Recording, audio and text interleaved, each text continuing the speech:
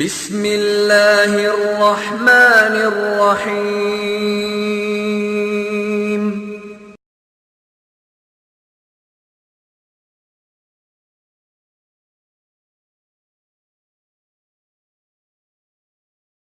ان الحمد للہ نحمده ونستعینه ونستغفره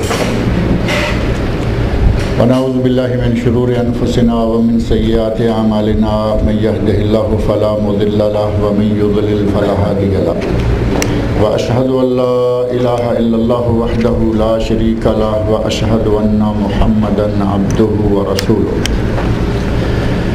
اما بعد فإن خير الحديث كتاب الله وخير الهدي هدي محمد صلى الله عليه وسلم وشر الأمور محدثاتها وكل محدثة بدعة وكل بدعة ضلالة وكل ضلالة في النار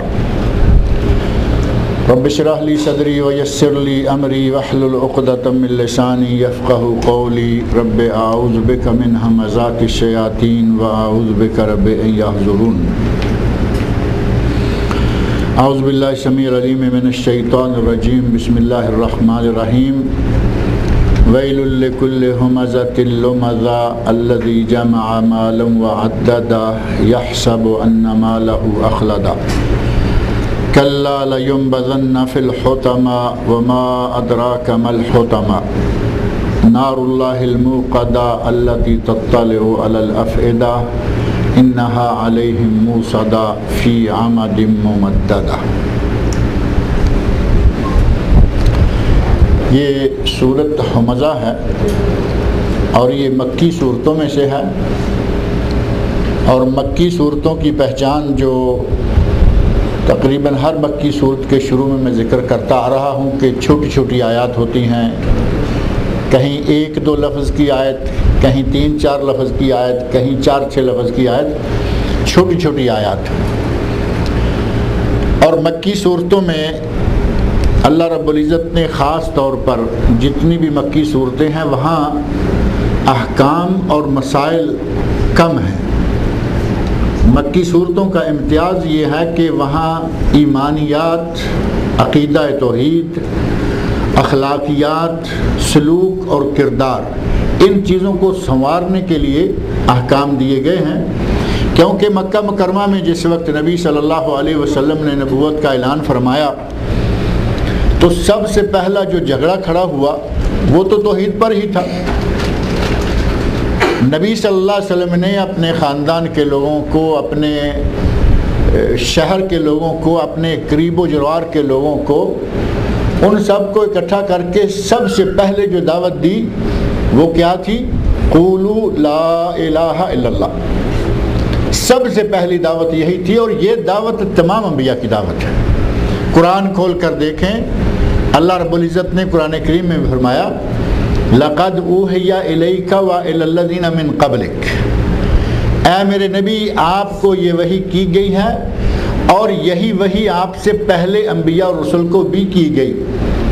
اور آگے فرمایا لَإِنْ أَشْرَكْتَ لَيَحْبَطَنَّ عَمَلُكَ وَلَتَكُونَنَّ مِنَ الْخَاسِرِينَ، اگر تم نے شرک کیا تو تیرے سارے کے سارے اعمال برباد ہو جائیں گے اور تو نقصان اٹھانے والوں میں سے ہو جائے گا۔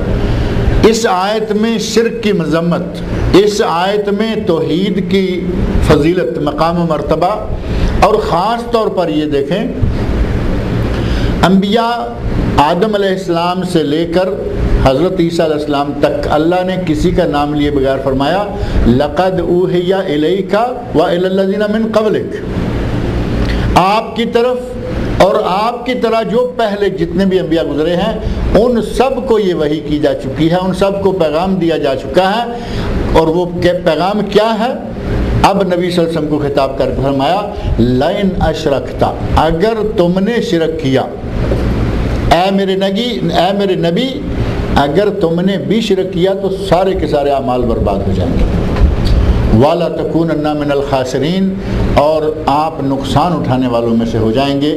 اور یہی بات انبیاء کرام کو 18 انبیاء کا اکٹھے ذکر کر کے ایک ہی رکوع میں 18 انبیاء کا نام لے لے کے کہا وَلَوْ أَشْرَكُوا، اگر یہ سارے نبی بھی شرک کرتے لحبط عنہم ما کانوا یعملون، تو ان کے سارے اعمال برباد ہو جاتے۔ اللہ رب العزت نے صرف ہمارے نبی صلی اللہ علیہ وسلم کو نہیں، اسلام کی ابتدائی 13 سالہ زندگی میں نہیں، بلکہ تمام انبیاء کو یہ پیغام دیا تھا کہ شرک بری بات ہے، شرک برا ہے، شرک اعمال کو تباہ کر دینے والا ہے۔ توحید سکھلائی، شرک سے ڈرایا، اور اسلام کے پہلے 13 برسوں میں خاص طور پر مکی صورتوں میں یہی اصلاح کی گئی۔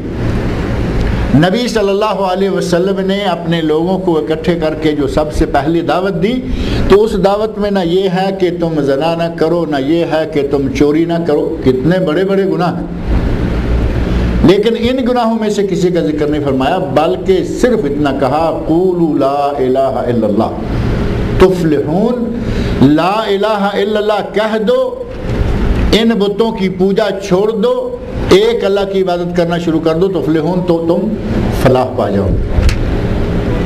اور ایک روایت میں ہے تغلب العرب والعجم، اگر یہ کام کر لو گے تو عرب و عجم سب تمہارے پرچم کے سائے کے نیچے آ جائیں گے، تمہارے زیر نگیں ہو جائیں گے۔ تو اس کا معنی یہ ہوا کہ نبی صلی اللہ علیہ وسلم نے اپنی دعوت کا آغاز کیا تو توحید الہی سے، اور جب توحید الہی کہیں گے تو شرک کا رد آٹومیٹک ہو جائے گا، اور جہاں شرک کی بات کریں گے توحید وہاں آٹومیٹک آ جائے گی۔ قرآن کریم کی مکی صورتوں کا سب سے بنیادی موضوع جو ہے وہ توحید، ایمانیات، اور دوسرا موضوع جو توحید ایمانیات سے ہی تعلق رکھتا ہے وہ ہے غیبیات، فرشتوں کے بارے میں، جنت کے بارے میں، جہنم کے بارے میں، قیامت کے بارے میں، غیبیات جو چیزیں ہمارے سامنے نہیں ہیں، ایمانیات کہہ لیں۔ ایمانیات، غیبیات اور عقیدہ توحید، یہ سب سے پہلے بنیادی موضوع تھا، اور اس کے بعد جو دوسرا موضوع اختیار کیا گیا اس میں یہ نہیں کہا گیا کہ نماز پڑھو، یہ نہیں کہا گیا کہ روزہ رکھو، بلکہ اخلاقی تعلیم شروع کی گئی جو لوگوں کے لیے آسان ہے۔ اب کسی کو کہا جائے مسلمان ہوتے ہی کہ تمہارے اوپر حج فرض ہو گیا ہے تو اس کے لیے تو بوجھ نظر آئے گا، اور اگر اسے کہا جائے کہ تم مسلمان ہو گئے ہو، تمہارے لیے جھوٹ بولنا حرام ہے، منع ہے، تو نہ خرچ آئے گا، نہ محنت لگے گی، اپنی زبان پر کنٹرول کرنا، کہے گا ٹھیک ہے ہم جھوٹ نہیں بولا کریں گے۔ اور جھوٹ کے بارے میں نبی صلی اللہ علیہ وسلم نے اتنی تاکید فرمائی ہے۔ ایک صحابی کہتا ہے یا رسول اللہ کیا مومن بخیل ہو سکتا ہے؟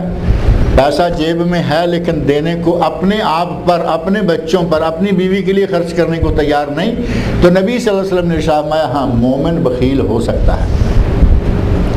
دوسرا سوال وہ کرتے ہیں، کہتے ہیں کیا مومن بزدل ہو سکتا ہے؟ ڈر جائے کہ میں اگر جنگ میں گیا تو مارا جاؤں گا، یا میں اس وقت سامنے اٹھا ان لوگوں کی جو لڑ رہے ہیں ان کو الگ کرنے جاؤں گا تو مجھے بھی کسی طرف سے گھونسا آ جائے گا، بزدلی ہے نا۔ یعنی ایک اچھا کام کرنے کے لیے اس کے دل میں ہمت نہیں آ رہی، یہ ہے بزدلی۔ پوچھا کہ کیا مومن بزدل ہو سکتا ہے؟ نبی صلی اللہ علیہ وسلم مومن بزدل بھی ہو سکتا ہے، ہوتا نہیں لیکن ہو سکتا ہے، بزدل بھی ہو سکتا ہے، بخیل کنجوس بھی ہو سکتا ہے، مکھی چوس نہیں، کنجوس تک، صرف مومن کنجوس تک ہو سکتا ہے۔ تیسرا سوال اس آدمی نے کر دیا کہ یا رسول اللہ کیا مومن جھوٹا ہو سکتا ہے، کہ کبھی سچ کبھی جھوٹ بول کے نکل جانے والا؟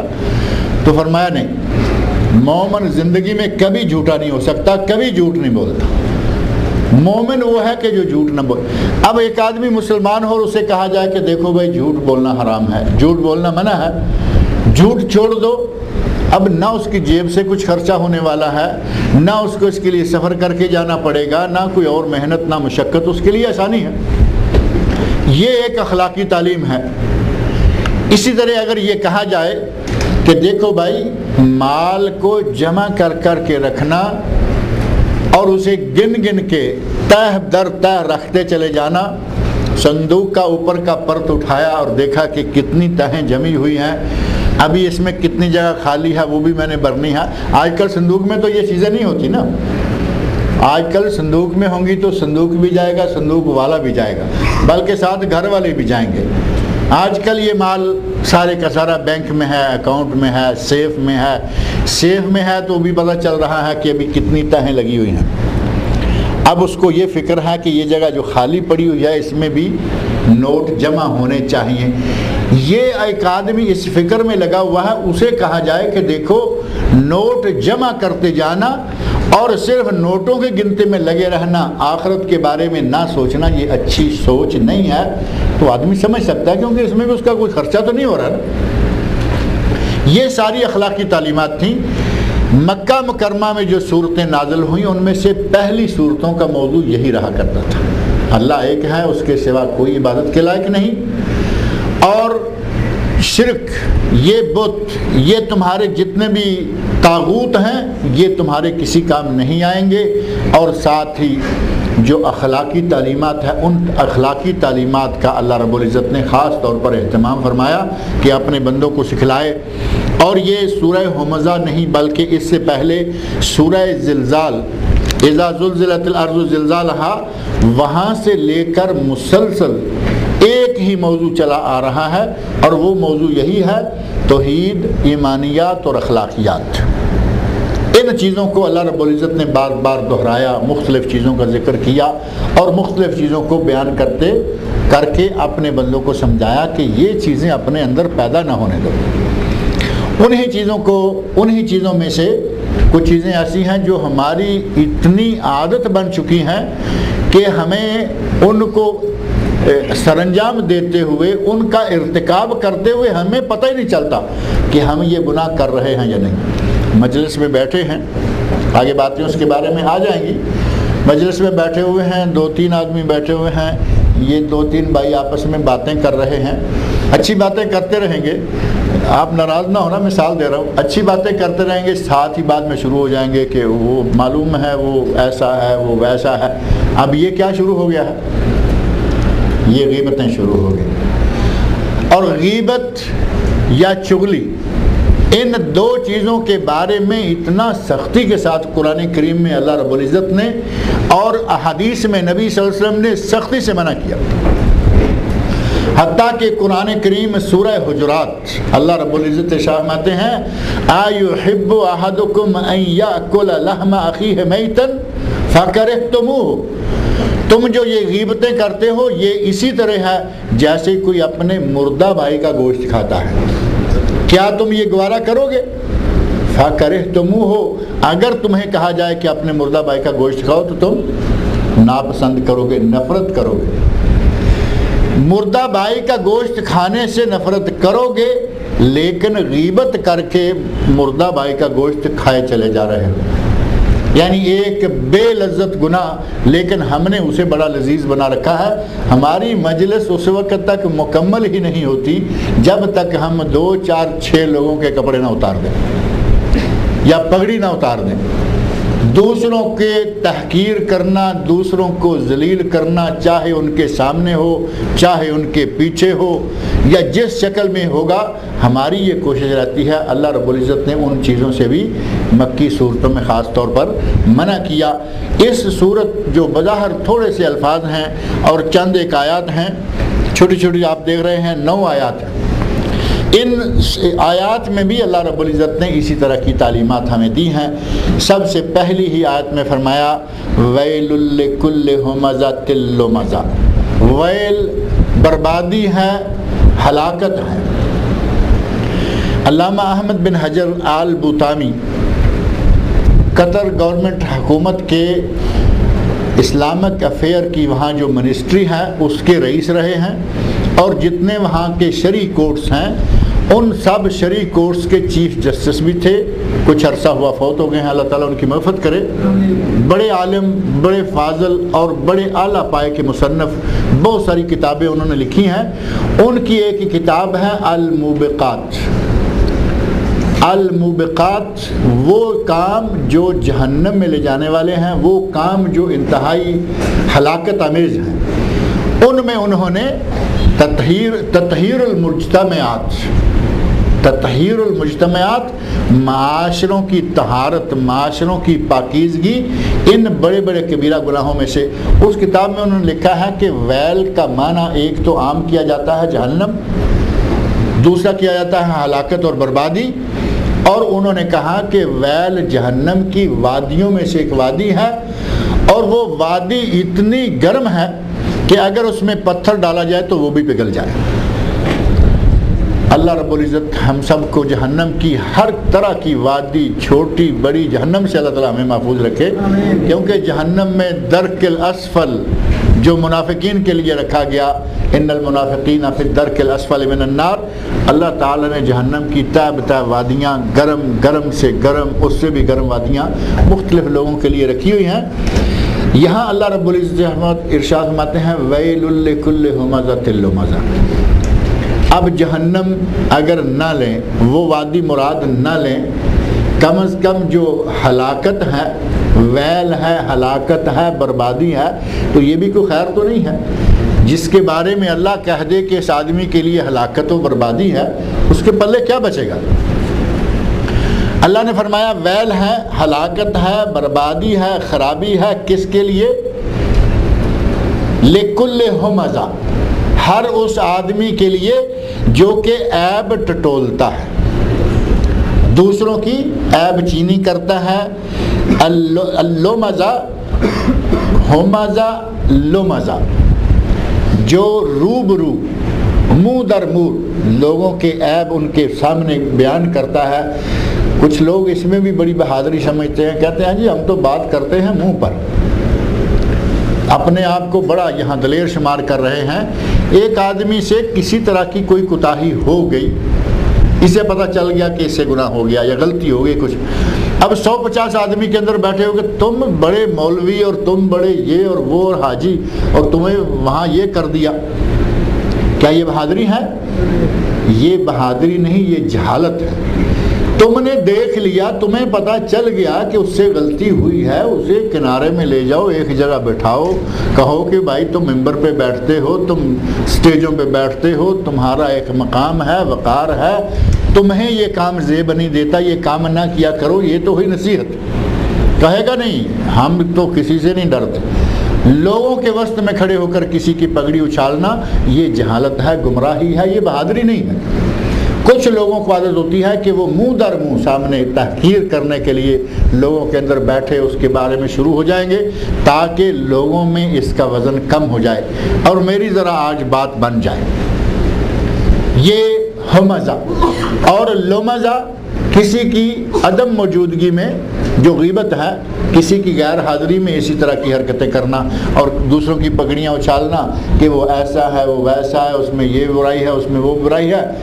اور بعض اہل علم نے اسی کا ترجمہ کچھ، یہ دونوں ہمزہ اور لمزہ جو ہیں یہ ہم معنی ہے، یعنی اصل مراد سامنے کو ذلیل اور حقیر کرنے کے لیے آنکھوں سے اشارے کرنا، انگلیوں سے اشارے کرنا، زبان سے کچھ الفاظ نکالنا جیسے دوسرے پہ ہوٹنگ کی جاتی ہے، ان دونوں لفظوں کو ان سب معانوں پر فٹ کیا جا سکتا ہے، لیکن کچھ نے یہ فرق کیا کہ اپنی آنکھوں کے ساتھ جو اشارہ کیا جاتا ہے، کبھی کبھی آدمی بیٹھا ہوا ہے اور 2-4 لوگ اور بیٹھے ہیں، ایک آدمی باہر سے آ گیا، اسے کوئی اس کا عیب معلوم ہے، پہلے وہ اس کے ساتھ بات کر چکا ہے، جیسے ہی آئے گا تو پھر اب آنکھوں کے ساتھ آپس میں وہ جو کننکھیوں سے کہتے ہیں نا، دیکھنا، سائیڈ سے دیکھنا اور پھر ایک دوسرے کو آنکھیں مارنا اور بتانا کہ یہ وہ آ گیا ہے جس کی بات کر رہے تھے۔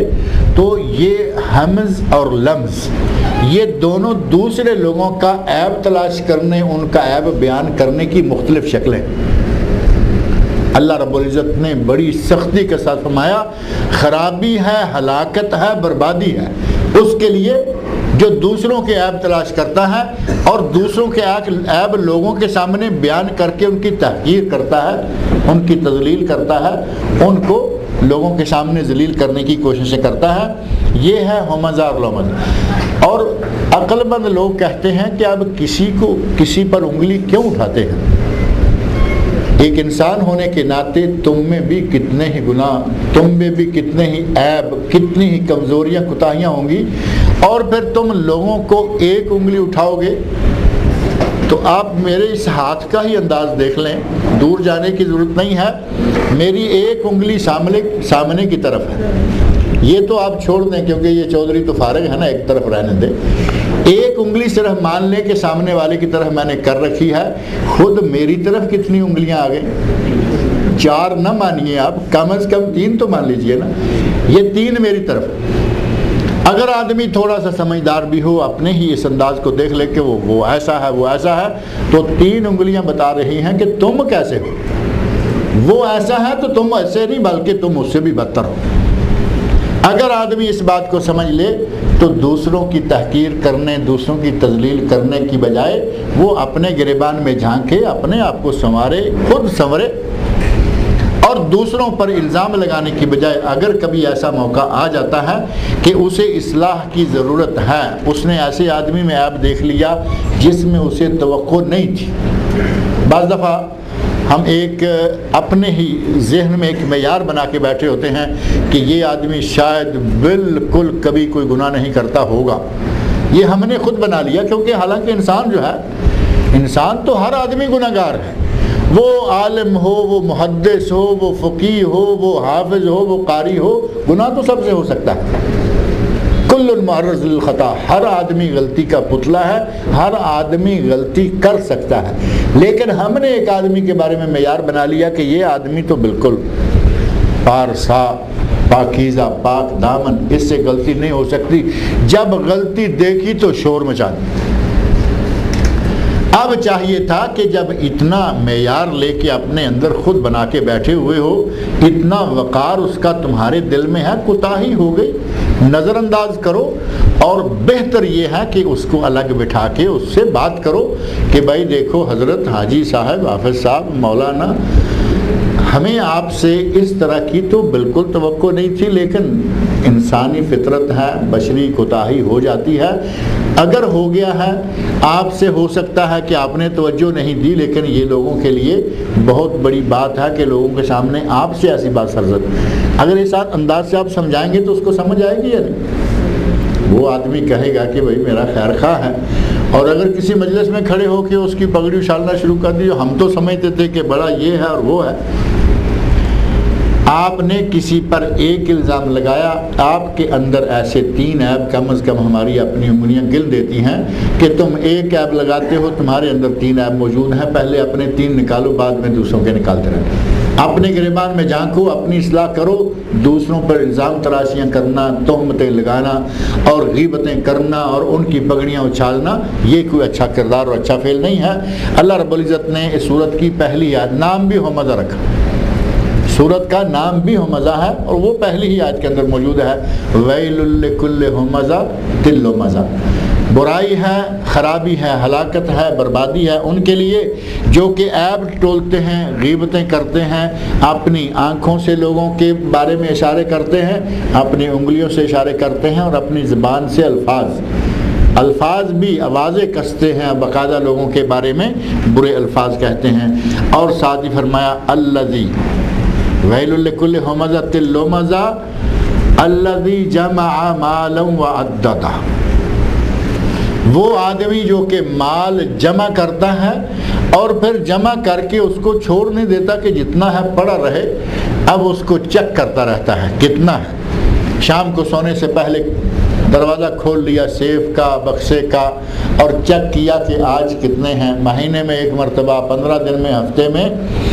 تو جو آدمی بار بار چیک کرتا ہے، مال کا جمع کرنا کوئی عیب نہیں ہے، یہ بات ذہن میں رکھیں کہ مال کا جمع کرنا عیب نہیں، مال کو گن گن کر سینت کر رکھنا اور اسے خرچ کرنے سے ڈرنا، بلکہ بخل کرنا، اللہ کی راہ میں جہاں ضرورت ہے وہاں بھی خرچ نہیں کرنا، اپنی بیوی کے لیے جس چیز کی ضرورت ہے وہاں بھی نہیں دینا، اپنے بچوں کے لیے ضرورت ہے وہاں بھی نہیں دینا، یہ عیب ہے۔ مال جمع کرنا عیب نہیں۔ نبی صلی اللہ علیہ وسلم کے صحابہ کرام میں آپ دیکھیں گے بڑے بڑے مالدار لوگ تھے، حضرت خدیجہ رضی اللہ عنہ خود بڑی مالدار تھی، اتنی مالدار تھی کہ مکے کے سارے تاجروں کا جتنا سامان تجارت شام جاتا تھا اتنا اکیلی حضرت خدیجہ الکبریٰ رضی اللہ عنہا کا تھا. اور نبی صلی اللہ علیہ وسلم کو شادی سے پہلے اپنے مال تجارت کے لیے بھیجا، وہی تجارت کا ٹرپ اللہ رب العزت نے شادی کا ذریعہ بھی بنا دیا. مال عیب نہیں، آپ نے یہ نہیں کہا کہ خدیجہ میں تم سے شادی نہیں کروں گا، تم تو بڑی مالدار ہو. حضرت عثمان رضی اللہ عنہ کو نبی صلی اللہ علیہ وسلم نے ایک بیٹی دی، وہ بیٹی فوت ہو گئی، پھر دوسری بیٹی دے دی. اس کا معنی یہ کہ حضرت عثمان غنی رضی اللہ عنہ نبی صلی اللہ علیہ وسلم کے بڑے چہیتے داماد تھے. اگر بیٹی پہلی بیٹی وہاں سکھی نہ رہی ہوتی، نبی صلی اللہ علیہ وسلم نے کوئی عیب دیکھا ہوتا عثمان رضی اللہ عنہ میں، تو کیا دوسری بیٹی دے دیتے؟ لوگ کہتے ہیں کہ وہ تو مر گئی لیکن ہماری تم سے جان چھوٹ گئی. پہلی تو مر گئی بیٹی ہماری تھی لیکن تم سے ہماری جان چھوٹ گئی کیونکہ تم نے ہمیں پریشان کیا ہوا تھا. نبی صلی اللہ علیہ وسلم نے پہلی بیٹی فوت ہوئی، دوسری بیٹی بھی ان کے نکاح میں دے دی. بعض روایات میں آتا ہے کہ وہ بیٹی بھی حضرت عثمان کی زندگی میں فوت ہو گئی، نبی صلی اللہ علیہ وسلم بھی ابھی حیات ہیں. فرمایا عثمان اگر میری اور بیٹی ہوتی میں وہ بھی تمہیں دے دیتا. کتنا مقام ہے اس انسان کا. اور نبی صلی اللہ علیہ وسلم ارشاد فرماتے ہیں افلا استحی ممن تستحی منہ الملائکہ، وہ انسان جس سے فرشتے بھی حیا کرتے ہیں میں اس سے شرم نہ کھاؤں. حضرت عثمان رضی اللہ عنہ کے بارے میں فرمایا. جبکہ حضرت عثمان کا لقب کیا ہے مشہور؟ غنی. حضرت عثمان بن عفان کے نام سے بہت کم لوگ جانتے ہیں. مشہور ہیں عثمان بن عفان رضی اللہ عنہ، لیکن ان کی شہرت کیا ہے؟ عثمان غنی. حضرت عثمان، ابو بکر صدیق، عمر فاروق، عثمان غنی، علی مرتضیٰ، چاروں کے ساتھ ایک ایک نام لگایا جائے تو ان خلیفہ الثالث حضرت عثمان رضی اللہ عنہ کے ساتھ عثمان غنی لگتا ہے. دولتوں کے ڈھیر تھے ان کے پاس، اتنی دولتیں کہ ایک جنگ کے موقع پر فرمایا کہ ہمیں جہاد کے لیے پیسوں کی ضرورت ہے. حضرت عثمان رضی اللہ عنہ ڈھیروں پیسہ لے گئے، آپ کی جھولی میں ڈال دیا. اب نبی صلی اللہ علیہ وسلم نے وہ کپڑا جس میں پیسے ہیں، کپڑے میں پیسوں کو ایسے اٹھا اٹھا کے گرا رہے ہیں جیسے آدمی دیکھتا ہے نا کہ اتنی دولت، اتنا مال عثمان اکٹھا کر کے لے آیا ہے. اور ساتھ فرمایا عثمان آج کے بعد اگر تم کوئی عمل بھی نہ کرو گے تو تمہارا یہی عمل تمہارے جنت میں لے جانے کے لیے کافی ہے. دولت ہو اس طرح کی تو چاہے جتنی بھی ہو کوئی حرج نہیں. ایک کنواں مشہور ہے مدینہ منورہ کا بیر عثمان کے نام سے، انہی کے نام سے وہ کنواں معروف ہو گیا. مسلمانوں کو یہودی تنگ کرتے تھے، پانی نہیں بھرنے دیتے تھے. نبی صلی اللہ علیہ وسلم نے فرمایا کہ کوئی آدمی نیکی کمائے اور یہ کنواں جو ہے یہ مسلمانوں کے لیے خرید لے. حضرت عثمان غنی رضی اللہ عنہ نے وہ کنواں خریدا، مسلمانوں کے لیے کنواں وقف کر دیا. کہا کہ جس کا جی چاہے وہ اس کا پانی پیے، اور ساتھ ہی کہا کہ یہودیوں تم بھی پیو، لیکن آج کے بعد کسی مسلمان کو یہ نہیں کہنا کہ پہلے میں بھروں گا، اپنی باری پہ آؤ پانی لے کے جاؤ. ایسی دولت ہو تو دعا مانگے کہ اللہ تعالیٰ اگر دولت عثمان دے تو دل عثمان بھی عطا فرمائے. دولت بری چیز نہیں ہے، اللہ نے اس دولت کو برا کہا کہ دولت جمع کرے اور پھر ہر وقت اس کے پرت اٹھا اٹھا کے دیکھتا رہے کہ آج کتنی ہے. پاکٹ میں وہ اکاؤنٹ بک ہے. اب یہاں تو وہ بھی کھاتے ختم ہو گئے، پلاسٹک کا اتنا سا کارڈ ہوتا ہے، جیب میں ڈالیں اور گزرتے ہوئے بینک کے آگے سے گزرے، یہاں کھڑی کر دی دیکھوں کہ اکاؤنٹ میں کتنے ہیں. یہ بھی تو ایک انداز ہے نا گن گن کے رکھنے کا.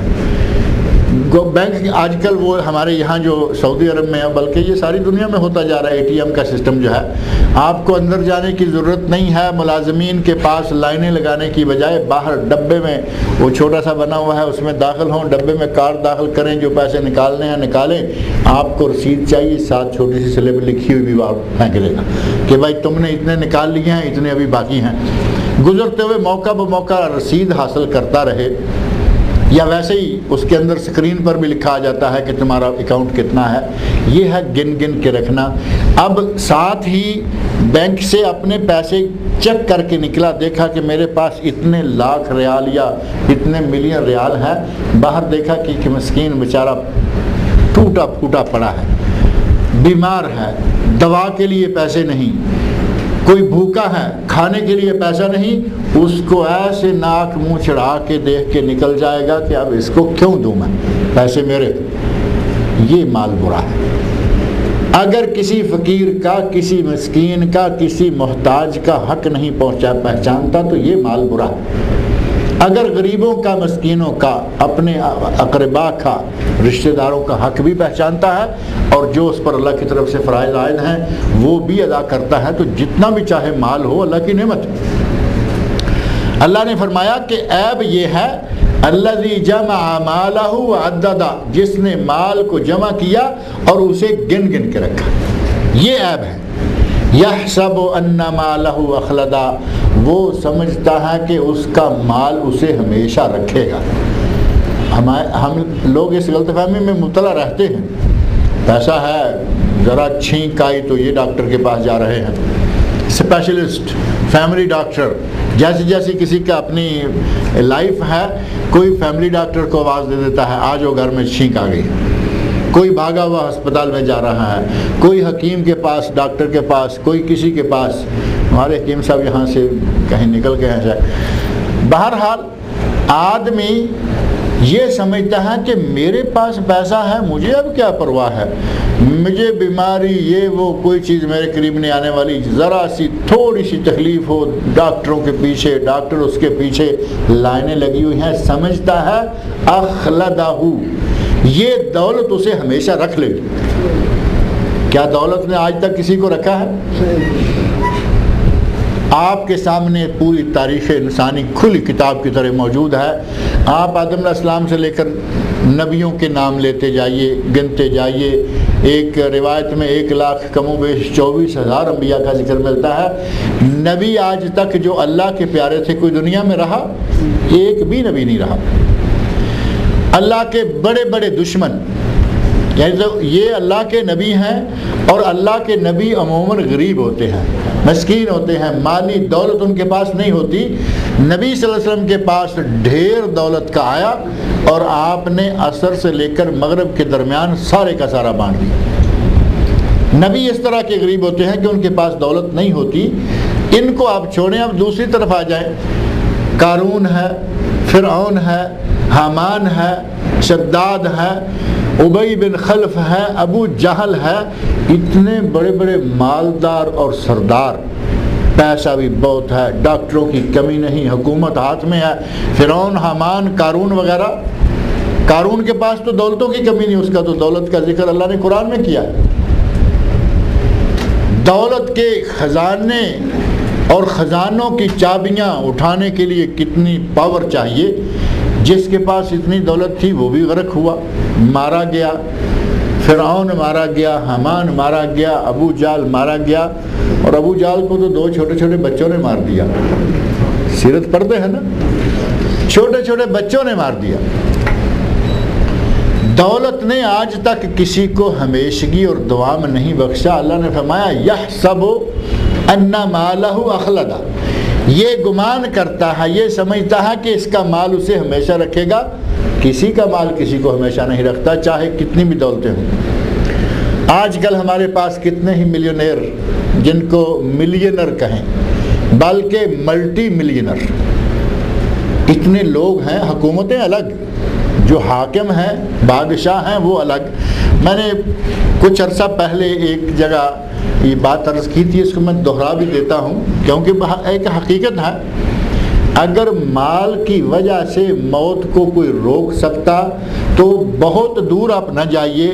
ہمارے سعودی عرب کے جو سابقہ حکمران ہیں, ملک فہد رحمۃ اللہ علیہ, فہد بن عبدالعزیز, سعودی عرب کے پاس حاکم فیملی کے پاس دولت کم ہے. اگر کوئی موت کو روک سکتا تو یہ ملک فہد اس کے بیٹے کہتے کہ بھائی ہم اپنے ابا حضور کو نہیں مرنے دیں گے. بات ہے یا نہیں سیدھی؟ تھوڑا عرصہ پہلے ابو ظبی امارات UAE کے صدر شیخ زیاد بن سلطان آل نہیان فوت ہوئے. دولتوں کا کوئی شمار نہیں، اور ان کے علاوہ بڑے بڑے مالدار مر رہے ہیں. یہ تو ہمارے اپنے سامنے کے لوگ ہیں، مسلمان حاکم بادشاہ ہیں. بڑے بڑے لوگ کافروں میں، بڑے بڑے لوگ مالداروں میں، حاکم بھی اور محکوم بھی، حاکم بھی اور عوام بھی. لوگوں کے پاس پتہ ہی نہیں کہ پیسہ کتنا ہے، لیکن جب موت آ جائے تو اللہ نے فرمایا کہ اذا جاء اجلہم، جب موت آ جائے میں نے وہ فرشتے مقرر کر رکھے ہیں کہ ایک لمحہ آگے اور ایک لمحہ پیچھے وہ نہیں کرتے. ایک قدم، ایک منٹ، ایک گھنٹہ، ایک دن نہ. جب موت آ گئی تو آ گئی، اسی وقت وہ جان نکال کے لے جائیں گے.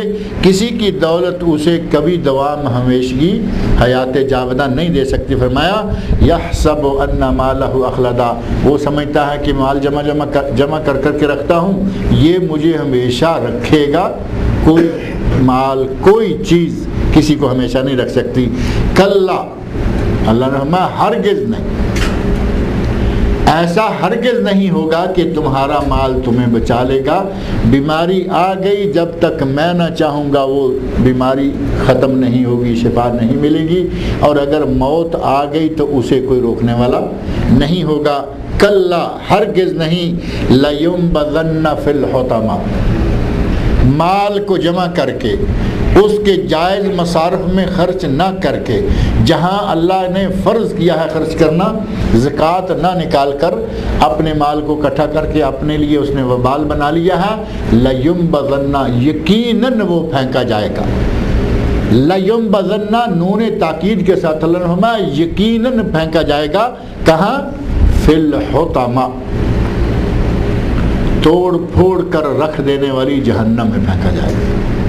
اللہ نے فرمایا لَيُنبَذَنَّ، کلا، ہرگز نہیں یہ سوچ کہ میں مال کے ذریعے بیماری سے شفا یاب ہو جاؤں گا، مال کے ذریعے میری عمر لمبی ہو جائے گی. کلا، یہ نہیں ہے، یہ غلط ہے، یہ کبھی بھی نہیں ہوگا. لَيُنبَذَنَّ فِي الْحُطَمَةِ، اسے یقیناً پھینک دیا جائے گا حطمہ میں. وَمَا أَدْرَاكَ مَا الْحُطَمَةِ، آپ کو کیا معلوم ہے، تم کیا جانو کہ حطمہ کیا ہے. حتم یحتم تحتیم، حتم یحتم تحتیم کا معنی ہوتا ہے توڑنا پھوڑنا، کسی چیز کو توڑ پھوڑ کے رکھ دینا. جہنم کے ناموں میں سے، جہنم کی صفتوں میں سے ایک صفت ہے توڑنا. اب آپ اندازہ کریں کہ جس جہنم میں آگ اتنی سخت ہے، جو اس دنیا کی آگ سے، پہلی بات یہ کہ 70 گنا زیادہ گرم ہے، اس دنیا کی آگ سے 70 گنا زیادہ گرم ہے. اس کے اندر اگر کسی کو ڈال دیا جائے تو اس کے بعد اس کا کیا بچے گا؟ توڑ پھوڑ کی انتہا ہوگی وہاں. اللہ نے اس کا ایک نام ہمیں یہ دے دیا، ایک وصف یہ بتا دیا کہ وہ جہنم توڑ پھوڑ کر رکھ دینے والی ہے. کلا لَيُنبَذَنَّ فِي الْحُطَمَةِ وَمَا أَدْرَاكَ مَا الْحُطَمَةِ، تم کیا جانو کہ وہ حطمہ کیا ہے. نار اللہ الموقدہ، وہ اللہ کی جلائی ہوئی بڑکائی ہوئی آگ ہے. اب حطمہ کی اللہ نے خود تفسیر اور تشریح بیان کرنا شروع فرما دی کہ وہ آگ ہے جو کہ اللہ نے جلائی ہے، جو کہ اللہ نے بڑکائی ہے، جو کہ اللہ نے تیز کی ہوئی ہے. التی تطلع علی الافئدہ، جو کہ دلوں پر چڑھ جاتی ہے. دنیا کی آگ کا وصف معروف ہے. آپ ہاتھ کے اوپر کوئلہ رکھیں، لمحہ برس میں آپ اس کو فوراً پھینک دیں گے. اور پچھلے دنوں ایک ٹیلی ویژن پہ مقابلہ دکھایا گیا تھا کہ کوئی آدمی اپنے ہاتھ میں انگارہ لے کے کتنی دیر چل سکتا ہے. تو شاید 1 منٹ یا اس سے کم کے اندر ہاتھ سارے اس نے جلا لیے، لیکن انعام لینے کے لیے اس نے کچھ دیر آگ کو ہاتھ میں رکھا، لیکن چند لمحات، اور جسے اٹھا کے پورا آگ کے اندر پھینک دیا جائے. اس نے تو جب قوت برداشت ختم ہو گئی تو پھینک دیا کوئلہ ہاتھ سے. جسے یہ معلوم ہو کہ میں اس جگہ بند ہوں جہاں کوئی نکلنے کا راستہ نہیں ہے، اس کا کیا حال ہوگا. اللہ رب العزت ہمیں اس جگہ سے محفوظ رکھے. فرمایا التی تطلع علی الافئدہ، وہ آگ وہاں ایسی ہے کہ جو دلوں پر چڑھ جاتی ہے. یہاں دنیا میں ڈاکٹر لوگ بھی اس بات کو تسلیم کرتے ہیں کہ اگر آدمی آگ میں پھینک دیا جائے یا آدمی کسی آگ میں پھنس جائے، کہیں آتش زدگی کا واقعہ ہو گیا، کمرے کو، مکان کو، آفس کو، کسی جگہ کو آگ لگ گئی، بس کو آگ لگ گئی، آدمی اس کے اندر ہے، ظاہر ہے کہ اس کا چمڑا، یہ وہ کپڑے جلنا شروع ہو جائیں گے، اس کے دل تک آگ کا اثر پہنچنے سے پہلے آدمی مر جاتا ہے۔ ڈاکٹروں کی یہ رپورٹ ہے کہ دل تک آگ کے پہنچنے سے پہلے آدمی مر جاتا ہے، اس میں اتنی قوت برداشت نہیں ہوتی کہ اس کے دل کو جلایا جائے۔ جب دل تک آگ کی تپش پہنچتی ہے اتنے میں آدمی مر جاتا ہے، لیکن قیامت کے دن جہنم کی آگ کی تپش، آگ کا جو جلانا ہے وہ دل تک پہنچے گی لیکن آدمی مر نہیں پائے گا۔ آپ اس موقع کا، اس صورتحال کا تصور کر کے دیکھیں کہ آدمی مرنا چاہتا ہے لیکن مر نہیں پائے گا۔ بعض دفعہ مریض ایسے ہوتے ہیں نا، وہ چاہتے ہیں کہ میں مر جاؤں تو اچھا ہے اس سے، لیکن وہ مر نہیں پاتا، بلکہ کچھ لوگ خودکشی کر جاتے ہیں، حرام موت مر جاتے ہیں۔ اور ایسے واقعات نبی صلی اللہ علیہ وسلم کے زمانہ میں ہوئے، صحابہ کرام میں سے میدان جہاد میں کچھ لوگوں کے ایسے پیش آئے۔ ایک صحابی کے بارے میں لوگ کہہ رہے ہیں کہ وہ تو آج اتنے زور شور سے لڑ رہا ہے کہ وہ تو انشاءاللہ سیدھا جنتی ہے۔ نبی صلی اللہ علیہ وسلم نے فرمایا کہ وہ جہنمی ہے۔ اب سارے لوگ پریشان ہو گئے، ایک آدمی لگ گیا، اس نے کہا کہ میں دیکھتا ہوں کہ کیسے۔ وہ اتنا مجاہد اور میدان جنگ کے اندر، اور نبی صلی اللہ علیہ وسلم نے جو فرما دیا ہے یہ تو ہم 100% کیا، ہم تو 1000% کہیں تب بھی کم ہے۔ نبی صلی اللہ علیہ وسلم کی زبان مبارک سے نکلی ہوئی بات جھوٹی ہو نہیں سکتی، میں دیکھوں تو صحیح کہ آپ نے ایسا کیوں فرمایا۔ اس آدمی کا پیچھا کرنا شروع کر دیا، جدھر جدھر وہ تلوار لیے لڑتے جا رہا ہے، بالآخر دیکھا کہ وہ زخمی ہو گیا ہے، اور اتنا زخمی ہو گیا کہ اس سے اب اپنے زخموں کی تکلیف برداشت نہیں ہو رہی۔ اس نے کھڑے کھڑے اپنی تلوار کو کھڑا کیا، اور یہ جگہ، یہ جو گلا ہے، تلوار کی نوک اس کے اوپر رکھ کے اپنا پورا وزن ڈال دیا، تلوار نے کاٹ کے رکھ دیا اور جان نکل گئی۔ یہ موت کیا شمار ہوگی؟ خودکشی، سوئسائڈ۔ نبی اکرم صلی اللہ علیہ وسلم کی دی ہوئی وہ پیش گوئی جو ہے وہ پوری ہو گئی۔ کبھی کبھی آدمی چاہتا ہے کہ مر جاؤں لیکن مر نہیں پاتا۔ یہاں وہی عالم ہوگا کہ آگ بڑی تیز ہے، آگ کی تپش بڑی ہے، وہ دلوں تک پہنچ رہی ہے۔ یہ اوپر کی چمڑی جلائی، گوشت جل رہا ہے، چمڑی کو اللہ تعالیٰ بار بار بدل رہا ہے۔ قرآن کریم کے اندر یہ بات موجود ہے، بدل نہ جلو، ہم نے چمڑی کو بدل دیں گے، ہم چمڑی کو بدلتے جائیں گے، اوپر والی جلتی جائے گی، نئی اس کے اندر پیدا ہوتی جائے گی، اس کے دل تک اس آگ کی تپش جائے گی لیکن وہ مر نہیں پائے گا۔ اللہ رب العزت ہمیں اس آگ سے محفوظ رکھے۔ فرمایا انہا علیہم موصدہ، وہ ان پر ہر طرف سے بند کی گئی ہوگی۔ کمرے میں دروازہ ہو تو کچھ تھوڑا سا احساس رہتا ہے کہ اگر باہر ٹھنڈک ہے تو دروازہ کھلے گا، کبھی اندر تھوڑی بہت ٹھنڈک آ جائے گی، اندر کی گرمی کچھ باہر نکل جائے گی۔ اور اگر یہ پتہ ہو کہ کوئی دروازہ نہیں، کوئی کھڑکی نہیں اور کوئی روشنی نہیں، کیا کوئی روشن دان بھی نہیں، اس جگہ اگر آگ پوری آب و تاب کے ساتھ جل رہی ہو تو آپ اندازہ کریں کہ وہاں کیا حال ہو۔ اللہ نے فرمایا کہ وہ ایسی آگ ہوگی، انہا علیہم موصدہ، وہ ہر طرف سے ان پر بند کی گئی ہوگی، کوئی دروازہ، کوئی کھڑکی، کوئی روشن دان، اس میں سے آگ کی گرمی کے باہر جانے کا کوئی راستہ نہیں ہوگا۔ فی عمد ممددہ، بڑے بڑے ستونوں میں۔ بعض اہل علم نے بڑے بڑے ستونوں کا ترجمہ یہ کیا کہ آگ جو ہے وہ اس انداز کی ہوگی جیسے بڑے بڑے ستون ہوتے ہیں، یعنی انگارہ چھوٹی سی چیز ہے، جیسے کوئی بہت بڑا ستون ہو اور پورا وہ آگ کا بنا ہوا ہو تو اس کا کیا عالم ہوگا۔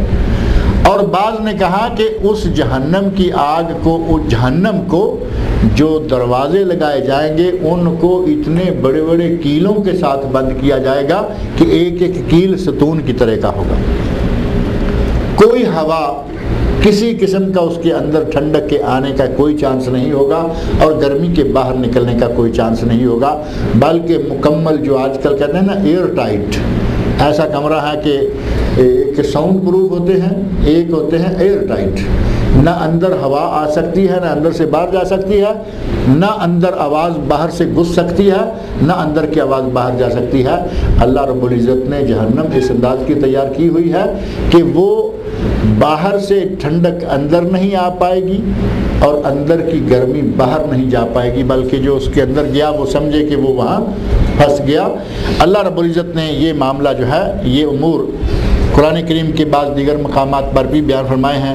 سورہ قلم میں یہ بات موجود ہے، اسی طرح بعض دیگر صورتوں میں بھی یہ باتیں آئی ہیں۔ اللہ رب العزت نے مکہ والوں کو اسلام کے شروع میں نبی اکرم صلی اللہ علیہ وسلم کی زبان مبارک سے اور پھر قیامت تک کے لیے ہر مسلمانوں کے لیے یہ تعلیمات دی ہیں کہ مال بظاہر یا بے ذات ہی کوئی بری چیز نہیں ہے، لیکن اگر اس کا استعمال صحیح نہ ہوگا۔ اب مال کے استعمال صحیح نہ ہونے کی دو شکلیں ہوتی ہیں، یہ موٹی سی پہلے دو شکلیں ذہن میں رکھ لیں اور اس کے بعد بات کو ختم کرتے ہیں۔ ہمارے یہاں مشہور ہے فضول خرچی، ایک لفظ کہتے ہیں کہ اگر مال کو فضول خرچی میں لگائیں گے تو بھی گناہ ہے، اور اگر مال کو بالکل خرچ نہ کریں گے تو بھی گناہ ہے، یعنی بخل بھی گناہ اور فضول خرچی بھی گناہ۔ فضول خرچی میں آگے دو چیزیں ہیں، ایک ہے اسراف اور ایک ہے تبذیر۔ کلو واشربو ولا تسرف، اللہ نے فرمایا کھاؤ پیو لیکن فضول خرچی نہ کرو، کھاؤ پیو لیکن فضول خرچی نہ کرو۔ یعنی ایک آج کل فضول خرچی کی شکلیں آپ کے سامنے ہیں کہ فلاں صاحب نے اپنے عقیقہ پر، ولیمہ پر، فلاں پر کتنی ڈشیں کو آج کل تو ہوٹلوں میں اور ادھر ادھر ڈشوں کا شمار ہی نہیں رہ گیا کوئی، اتنی ڈشیں، یہ کیا کیا کچھ کھایا جائے گا۔ لوگ روٹی کھانے والے ہیں، کچھ لوگ چاول کھانے والے ہیں، ملے جلے دو کھانے لے لو۔ آج کل سلاد یہ وہ صحت کے لیے ضروری ہے، ایک سلاد بھی شامل کر لو، میٹھا کھانا سنت ہے، ایک سویٹ ڈش شامل کر لو۔ یہ دو چار ڈشیں تو معقول ہیں، لیکن ہوٹل کا کبھی آپ وہ جو ان کے پاس لسٹ ہوتی ہے نا، وہ میمو چیک کر کے دیکھیں، آپ کو سینکڑوں کے حساب سے ڈشیں نظر آئیں گی، اور کچھ لوگوں کی پارٹیوں میں سب چیزیں موجود ہوتی ہیں اور بوفیا اس انداز کا لگا ہوا ہے کہ اس میں سے کیا کھائیں، کیا چھوڑیں، کیا کریں۔ آدمی پریشان ہو جاتا ہے وہاں جا کے کہ میں کیا لوں اور کیا میں چھوڑوں۔ یہ ہے کھانے پینے میں اسراف، یعنی ضرورت تھی کہ دو چار ڈشیں ہو جاتی ہیں، اس نے 40 ڈشیں رکھ دی ہیں، یہ اسراف ہے، یہ ناجائز۔ ایک ہے تبذیر، یعنی جو کام اصلاً جائز تھا اس میں کچھ تھوڑا حد سے زیادہ خرچہ کر دیا، اسراف۔ ان دونوں کے معنی کو غور کے ساتھ سمجھنا۔ اسراف ہے مثلاً کھانے کی مثال اللہ نے خود دی، کلو واشربو ولا تسرف، کھاؤ پیو لیکن فضول خرچ نہ کرو، یعنی حد سے زیادہ۔ کچھ تو وہاں فضول خرچی ایسی ہے کہ ضرورت تھی 2 4 6 ڈشوں کی، وہاں ہو گئی 60 ڈشیں۔ دوسری فضول خرچی یہ ہے کہ اتنا کھانا منگوا کے رکھ لیا، بعد میں ڈرموں میں ڈالا اور پھینک دیا، یہ بھی فضول خرچی میں گیا۔ تبذیر اس سے الگ ایک چیز ہے جس کو ہم اردو میں ہمیشہ اسی ترجمے میں گزار دیتے ہیں، فضول خرچی۔ فضول خرچی نہ کرو، فضول خرچی کرنے والے شیطانوں کے بھائی ہیں۔ لا تبذر ان المبذرین کانوا من اخوان الشیاطین، فضول خرچی نہ کرو، فضول خرچی کرنے والے شیطانوں کے بھائی ہیں۔ جبکہ یہاں فضول خرچی جو کھانے میں، لباس میں، فلاں میں، یہ فضول خرچی ہے، کام جائز ہے لیکن پیسہ تھوڑا زیادہ لگا دیا۔ تبذیر یہ ہے کہ کام ہی ناجائز تھا اور اس میں پیسہ خرچ کر دیا، جیسے گانے کی کیسٹ خرید لی۔ گانا جائز ہے یا ناجائز ہے؟ گانے کی کیسٹ خرید لی، گانے کی سی ڈی خرید لی۔ گانے کی سی ڈی 1 ریال کی، ویسے یہ ذہن میں رکھیں کہ مولویوں کی سیڑیاں 1-2 ریال میں ملتی ہیں، گانے کی سی ڈی ایسی سستی نہیں ملتی۔ گانوں والے دبا کے پیسے پہ जेब पे डाके डालते हैं, 15-15, 20-20, 30-30 रियाल। कभी देखें तो पता चलता है कि ये सीडी ये 2 रियाल की, ये सीडी 5 रियाल की, ये है कुरान करीम की तिलावत है, ये मौलवी किसी का लेक्चर है, ये फलां है। ये सीडी कितनी है? ये 25 रियाल की। अब वो 25 रियाल वाली सीडी कोई दूध तो नहीं देती, उसमें फहाशी, उसमें बदमाशी दबा के भरी हुई, लेकिन वो महंगी। ये है तबज़ीर। अगर नाजायज़ काम पर एक पाई भी खर्च करेंगे तो वो तबज़ीर है, वो हराम है, वो मना है। दूसरी तरफ हद से बढ़ने के बाद ममानत शुरू हुई। खाना खाओ, शरबत पियो, जूस पियो, गोश्त खाओ, चावल खाओ, कोई बात नहीं, लेकिन हद से ज़्यादा ना करो कि फेंकना पड़े, और इतना ज़्यादा ना करो कि ज़रूरत से बढ़कर तुम खर्चा कर दो, ये मना। बेसिक जायज़, खाना है हलाल, लेकिन हद से बढ़ गया तो मना। यहाँ चाहे 1 पैसा खर्च करेंगे वो हराम होगा, क्योंकि गाना हो गया, शराब नोशी हो गया, या इस तरह के जितने भी काम हैं, जो काम मना है उनमें 1 पैसा खर्च करना भी हराम है। ये है तबज़ीर। हमने दोनों को अमूमन उर्दू में एक ही खाते में डाला हुआ है। फजूल खर्ची मना है, फजूल खर्ची मना है। फजूल खर्ची जायज़ कामों में भी है और नाजायज़ में। जब नाजायज़ में होती है तो उसको तबज़ीर कहा जाता है, वो बहुत ही बड़ा गुनाह है। अल्लाह रब्बुल इज़्ज़त से दुआ है कि वो मुझे और आप सब लोगों को माल अता फरमाए और उसे सही जगह पर खर्च करने की तौफीक अता फरमाए। हम माल के ख़िलाफ़ नहीं हैं, कोई भी मुसलमान माल के ख़िलाफ़ नहीं है। जायज़ तरीके से माल आना चाहिए, हलाल तरीके से आना चाहिए, लेकिन जहाँ जहाँ ज़रूरत पड़े उसे खर्च भी करना चाहिए। और अल्लाह रब्बुल इज़्ज़त हमें ग़ीबत, चुगली, लोगों की तहकीर, तज़लील, आँखों से, उंगलियों से, ज़बान से, इन हर तरह के अंदाज से लोगों की तहकीर करने से अल्लाह ताला हम सबको महफूज रखे। अल्लाह ताला मुझे और आप सब लोगों को